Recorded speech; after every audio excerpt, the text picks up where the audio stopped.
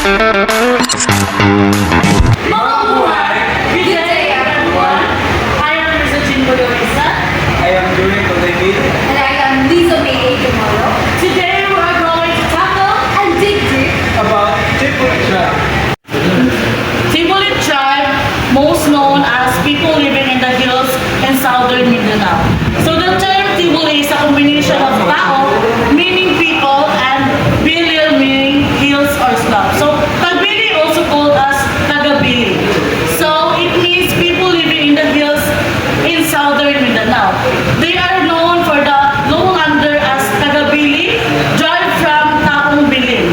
So also Tibulit tribe are well known for their tie-dyed the baka cloth or tinalak and metal industry including the Los Wax broadcasting. So Tibuli is located at the highland of South Cotabato. They are also found in Cotabato, Sultan Kudarat, General Santos City, and South Cotabato. So Tibuli tribe subgroups. So we have the Tibuli Cebu, Tibuli Muhin, and Tibuli Bilay. So Tibuli Cebu are Tibuli who live in the municipalities. So mo ni siya ang Tibuli Cebu. Makita niyo sila sa mga municipalities of the Lake of Cebu. And while the Tibuli Muhin, this group resides along the coastal areas of Celebes Sea, specifically in the municipalities of Maitong, Caimba, and Maasin. And also we have the Tibuli Bilay. These are the Tibuli who live in the western mountains, typically located closer to the Manubo groups. So we have the clothes of men in the Tibuli tribe. So upper garment, we have the Kegal Saro. It's a traditional long sleeve and tight-fitting colorless jacket worn by Tibuli men in southern Cotabato, Philippines. So siya ang traditional clothes sa Tibuli. And also the lower garment, we have asawal, traditional trouser worn by Tibuli men, often loose and comfortable. The sawal allow easy movement and suitable for daily activities and ceremonial dancing. And also we have women clothes. So upper garment, kegal tinalak. A blouse made from tinalak cloth, a sacred woven fabric made from abaca fiber. The blouse is colorful and beautifully patterned. The design are believed to be inspired by dream and symbolize Tibuli spirituality and creativity. And we have the lower garment. So liwig tidiyo, a long wrap-around skirt made from tinalak fabric. So makabantay mo sa ubang tribe, di ba, na sila'y malong. While ang lower garment sa Tibuli is ang liwig tidiyo. So padihan na siya pagsuot sa malong na katuliwer na siya dahil sa nagtanga siya pagsuot. Next, we have the accessories of Tibuli tribe. So men, we have piece, a hand-woven make, a head cloth, or kirship. It is a traditional word as a symbol of protection from the weapons like spears and knives. Also, we have the egg or liag. This general Tibuli term for a necklace. So, mo na siyang ginasuot na necklace sa mga Tibuli. So, ang traditional color din niya ay nasa red, white, and black. And also, some vertebrates like the lieg, busok, incorporate round plant leaves.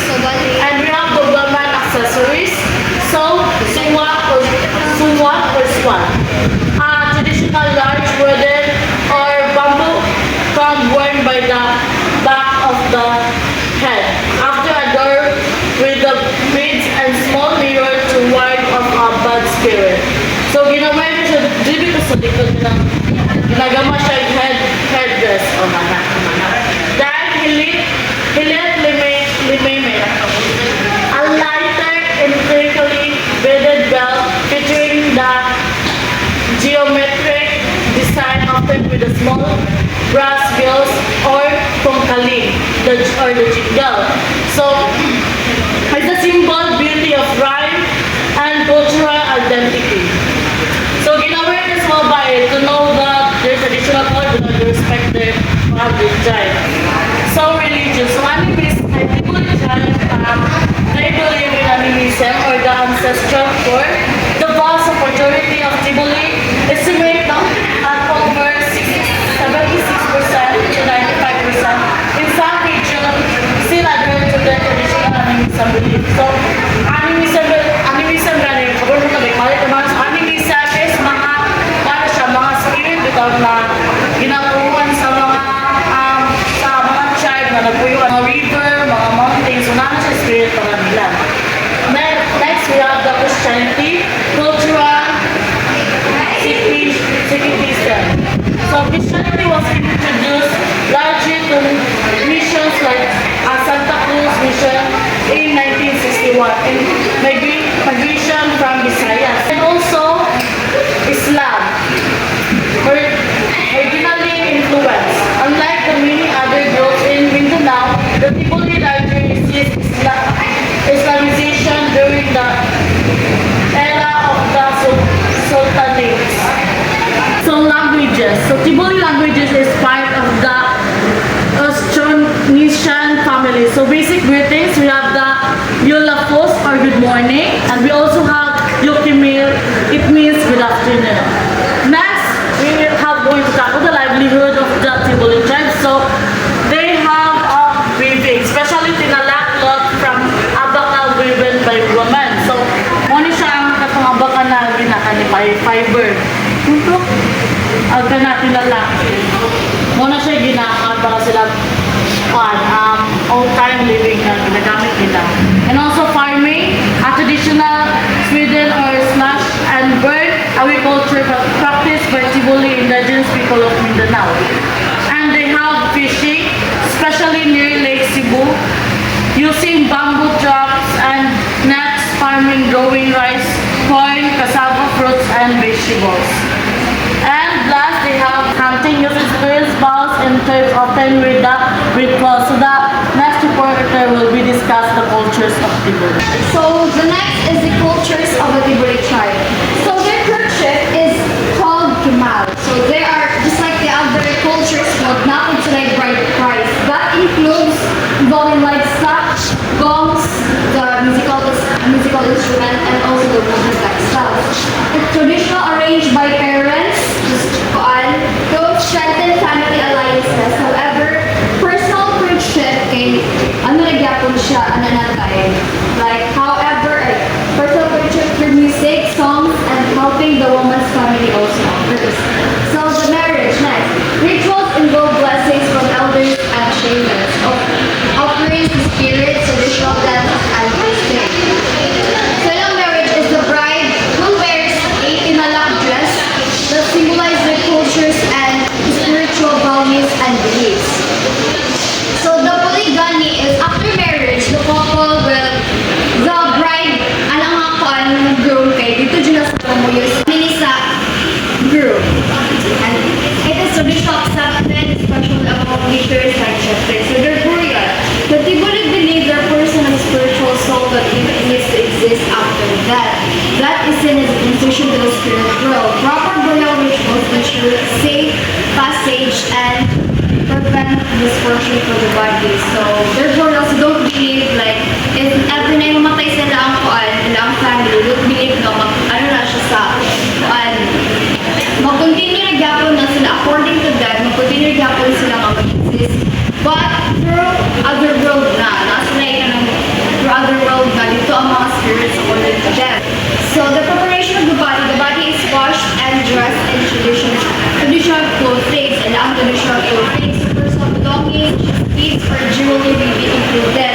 It is because i-include nila sa ilang kuan sa deceased person na sila ang family nga na buried kay they believe nga magamit pa ko nila sila sa afterlife kana siya nga mga things and the family members stay near the burial in the way. In some traditional practices, the coffin may be made from hollow blood. Burial may take place within or near the community. So the burial practices, the dead are usually buried in the ground.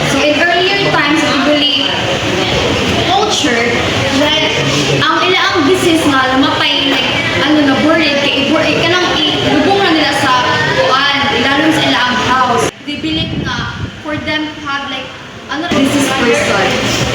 So, great goods may include items in the afterlife. So, mourning and rituals, chants, and prayers are performed by spiritual leaders. Gongs may play during ceremony. So, the festival. So, first festival is the Lunay Festival to give thanks to the Bautican harvest. So, to showcase traditional dances, music, and crafts to pass on cultural heritage and traditions to younger generations. So, for them, create sila ng kind of festival para like dili mapagdating ang cultures and beliefs and mapasok yapon siya all throughout the generations. So next is the Lubo Festival to honor ancestors and spirits to showcase bravery and strength of the Buli warriors to celebrate victories and achievements in battle. So ilan para ang honor to mga warriors before God. Nagpot sa ilang battle sa Tibuli tribe. So next is the Susong Festival to celebrate life, nature, and their culture, give thanks and blessings and around to honor the spirits and ancestors. So they are known like, very honor jud sila ang nature and so di ba alas rin nga na ito ka na animisin nga kuan ka na honor sila ka na mga taas sila mga gods sa kuan bibili sa spirits. Kita na lang nga festival. So the dances is a Madalsiwal bird dance. So depicts a boy pursuing a girl who uses an unfurled kayak to like a playfully content. A dance making the movement birds show peace and elegance and agility. So funny bird dance like an imitate siya of bird bitaw na only siya yung dance. Nag-depict sa a boy ka na if mag-pursue siya sa girl. So next is a Madalsiwal dance, which is the courtship dance. Dance about courtship and romance. The movements depict between young people, the playful interactions na in women. So, kita din na ka ng mga flirt pero traditional flirt nila ako, pinasa nila sayo, mag-create, mapakita nila ang kuan nila, mag-flirt sila through eyes and interactions. So, Madal Beta o warrior dance, a warrior dance in the Philippines strength and bravery is often performed with traditional weapons like spears and swords. So, ang kuan dance na with spears and swords. Also, a dance showcases the tribe's agricultural practice. Next is the Madal Litmata, dance of the eyes. It is a flirtation dance performed by a woman to express romantic interest and love towards a man. So, ano siya kayo? Yung woman na siya ka na magsayo, meron siya movement dito or to express her love to a guy. Ano yung desire because sa early configuration. So next is the musical instruments will be discussed by you. So now there are 14 musical instruments. So we have number 1, the tinonggong. It is a barrel-shaped drum with 2 heads. Tinonggong is played to accompany dance such as the mora or the moda, where a male drummer provides the beat for 2 or more female dancers. So we have number 2, the igulong. It's a traditional 2-string flute from the Tiboli people of Mindanao, Philippines. It is in worship and social interactions played by men to celebrate or express feelings. So, ano siya ang ginagamit sa mga menu from like parang training sila mga kung sila ng mga uyab or mga asawa na. So number 3, Kwenta. It's a Tiboli musical ensemble featuring a set of 8 kettle drums.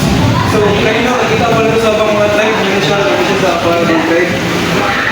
Hindi siya makagamit sa mga larger na mga gatherings like mga weddings, birthdays, wala siya ginagamit. So we have number 4, we have the kumbing or it's a Tiboli term kambing. It is a Philippine drum harp made of bamboo, while kambing is the Tagalog word for goat. It is to convey emotions, tell stories, and has atmosphere, traditional dances, and ceremonies. So ang pagpili rin ng butan niya sa baka pa rin, nananawan siya sa kuhan sa kamot. And we have the number 5, the shudoy. Zithers are string instruments that strings run the length of the body. They use the shudoy during cultural gatherings, festivals, and ceremonies. So ang shudoy, pare-pareha na po siya sa Bulintang Nogi. Ginagamit siya sa mga big events like festivals and mga ceremonies. So let's proceed sa the gods and deities. Number one is Muhen. It is the god of faith. It's one of the deities in the traditional pantheon often associated with guidance and spirit. Number two is the Adaula Sambal, the sun and god and supreme god, husband of Bulol Lamugwao. So number three is the Bulol Lamugwao, the moon goddess and supreme goddess wife of Adaula Sambal. So kanislan ko, related din sila kay Nisha, yung asawa niya, yung Bulol na. So, proceed sa foods. Number one is rice or in Tibuli term naso. This is the primary staple crop grown through Sweden and slash and burn in farming. So, yung tag-staple mo niya siya, hindi mawala na pagkawan sa Tibuli. So, number two is fish or autumn. Fish from lakes and rivers are significant source of protein and are caught using rods, nets, and other traps. So, mo po nilang paano yung pag inaboy ito, mo po nilang pangkanakan dito. So, number three, this is number three.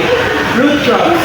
Common root crops include sweet potatoes, kamote, cassava, peas sila, and carrots. So, mga nila mga kwartero, natural sources, mga foods nila, mga nagkitara sa mga nila sa bukiran.